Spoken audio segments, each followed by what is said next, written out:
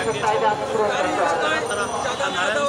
এর মধ্যে সামনে মূল কাজ করে বিক্ষোভ সমাবেশটি আর ডাক দিয়েছেন। আমরা কথা বলবো যারা রয়েছেন বক্তব্য তাদের সঙ্গে।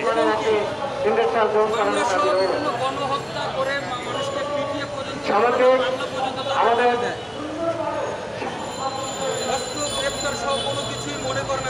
আমাদের এই দাবিগুলি আমাদের দাবি একটিও আমরা অন্যায় দাবি করিনি।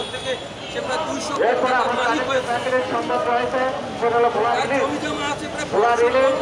তারা বিশ্বের এবং বাংলাদেশের বিভিন্ন জায়গায় সারা দেশে মানুষ গঠন করে। সেক্ষেত্রে ভোলাতে যদি গ্যাস ইন্ডাস্ট্রিয়াল ভোলা রিলিজকে হিমায়িত করে পৃথিবীর অন্যান্য জায়গায় জড়ার সুযোগ রয়েছে। সেক্ষেত্রে আমাদের দাবিগুলি আজকের সরকার প্রধানদের কাছে সরকার প্রধানের কাছে দাবি রইল যাতে আমাদের দাবিগুলো মেনে নেওয়া হয় এবং আমাদের দাবিগুলো দাবি এবং ওগুলি যৌক্তিক দাবি বলে আমরা মনে করি। এবং তারা যদি আমাদের এই দাবিগুলি যৌক্তিক মনে করে তাহলে যেন আমাদের দাবিগুলিকে পূরণ করে নেয়। এই বলে আমার বক্তব্য শেষ করলাম।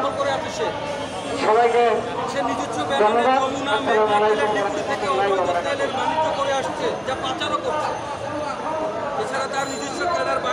এখন আমাদের সাথে বক্তব্য রাখবেন এই আয়োজনের উদ্যোগী আমাদের সবার আমি আশা করি তাদের জন্য মানুষের নামে দানব ক্ষমতার অপব্যবহার করে চাঁদাবাজি সন্ত্রাসী মাদক ব্যবসায়ীদের সাথে যুক্ত করে নিজেদের আয়ত্তে নিয়ে নিচ্ছে।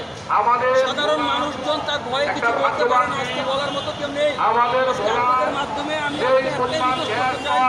আপনারা এই জিনিসটা এমন